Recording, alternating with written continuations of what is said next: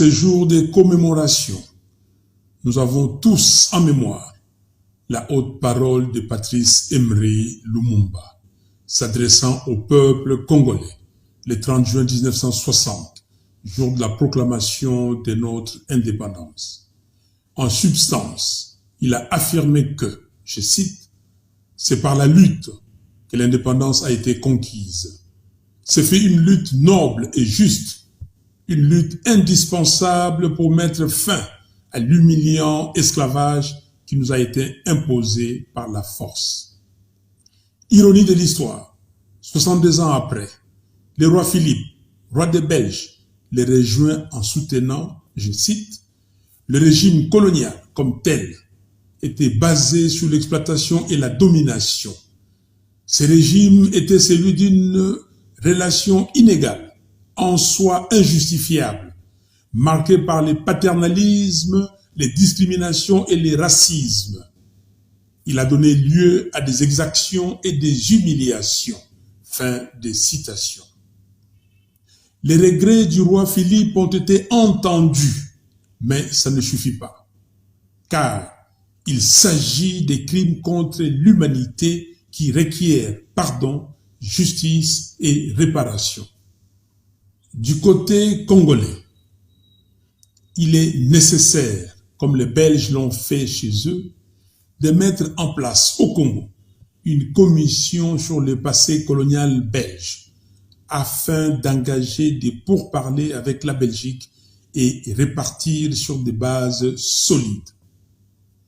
Congolaises et Congolais, dans ces contextes, soutenir aujourd'hui que, je cite, « la porte d'entrée en Europe, parlant de l'Europe diplomatique, politique et des affaires, c'est la Belgique.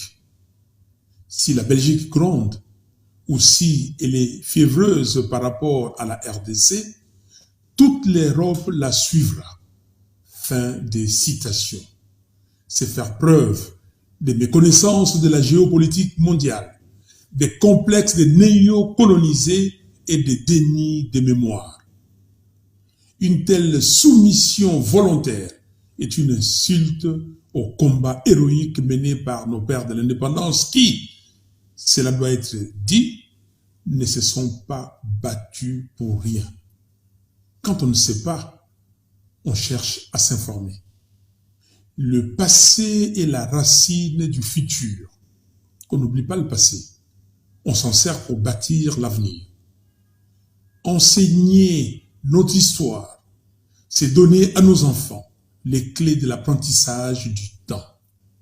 Tous les Congolais doivent connaître l'histoire de l'esclavage, celle de la colonisation, les cheminements de Simon Kimbangu, tout de la lutte héroïque et douloureuse pour l'indépendance, le soubresaut de la première et de la deuxième République, les drames liés à la guerre d'agression de la RDC par le Rwanda, l'Ouganda et les Burundi. On doit enseigner à nos enfants comment les Congos, fidèles aux traditions ancestrales, a accueilli les Rwandais et les Ougandais contraints à l'exil parce que fuyant les guerres interethniques dans leurs pays respectifs. On doit aussi leur enseigner les circonstances de la naissance de la Troisième République, ainsi que tant d'autres faits qui ont émaillé l'histoire de notre pays. Congolaises et Congolais, 62 ans après l'indépendance, la RDC patauge dans un catastrophique surplace existentiel. Elle est devenue la risée du monde et sa voix ne pèse plus sur le chiquier régional et international. Depuis un quart de siècle, maintenant, ces institutions sont illégitimes, infiltrées et affaiblies. Notre pays est maintenu dans une situation permanente d'occupation, d'instabilité et d'insécurité, afin de pérenniser les pillages de nos ressources naturelles, en s'appuyant sur certains pays voisins bien identifiés. En effet, ce n'est plus un secret que toutes les guerres imposées aux Congolais depuis 1996 sont des guerres fomentées par le Rwanda et l'Ouganda, et le peuple congolais paye un lourd tribut pour avoir offert son hospitalité à des voisins fuyant la guerre interethnique chez eux. Cet état des choses est malheureusement facilité par la complicité de certains compatriotes. C'est ainsi que, par les biais d'élections truquées qui étouffent la libre expression de la volonté du peuple, le prédateur de nos richesses, des connivences avec leurs complices congolais, empêche l'émergence d'un leadership légitime et patriotique. L'agression dont nous sommes victimes actuellement nous interpelle et avec nous toutes les consciences du monde.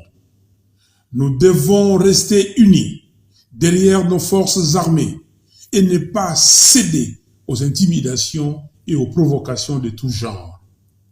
La RDC compte plus de 450 tribus, composées des Congolaises et des Congolais, d'égale dignité, désireuses de vivre en harmonie dans l'unité et la concorde.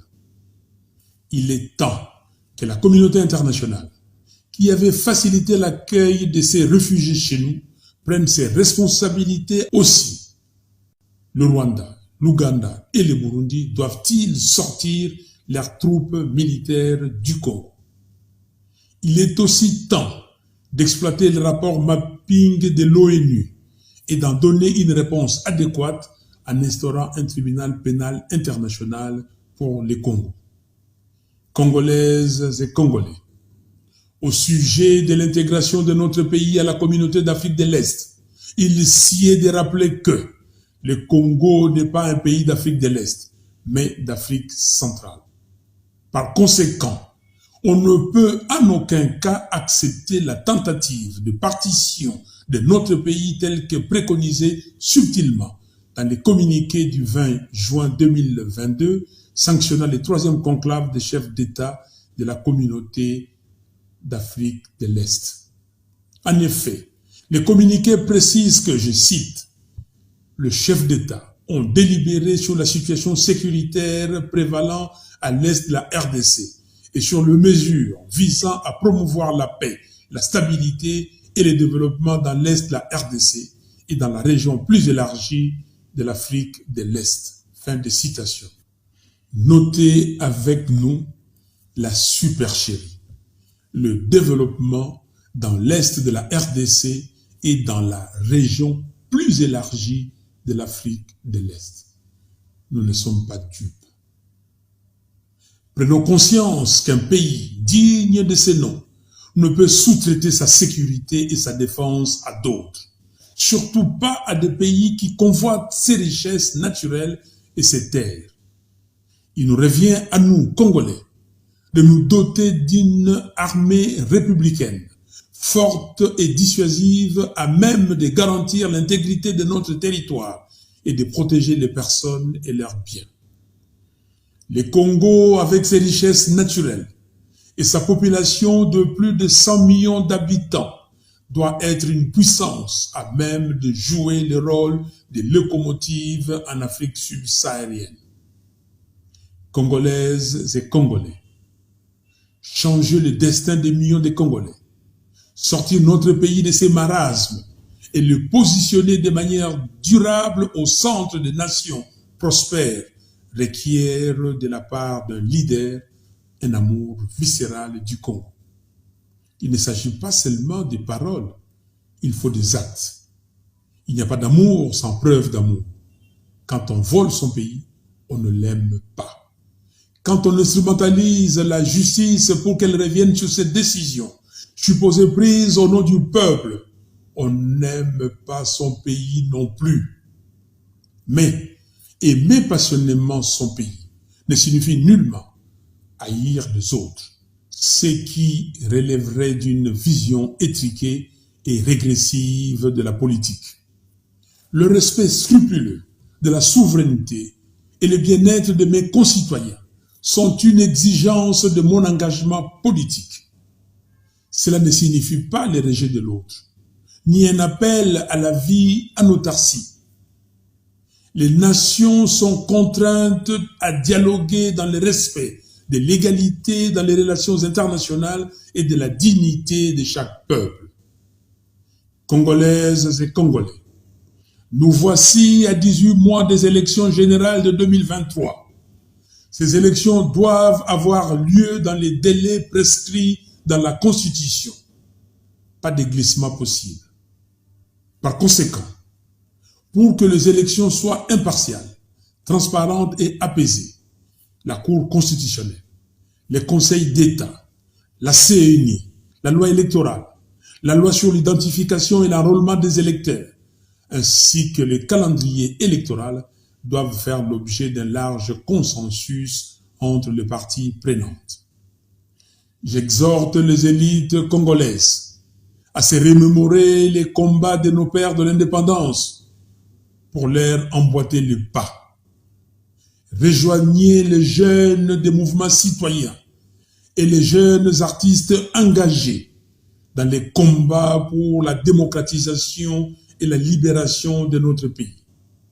Nous n'avons pas le droit, en effet, de laisser à nos enfants et petits-enfants un pays vulnérable. Sauvons le pays en danger. La nation, socle de l'unité et base du vivre ensemble. La République unie et indivisible. Et la citoyenneté comme participation volontaire à la construction responsable de notre destin commun sont des conquêtes de chaque instant. Elles se consolident dans l'épreuve et dans la durée.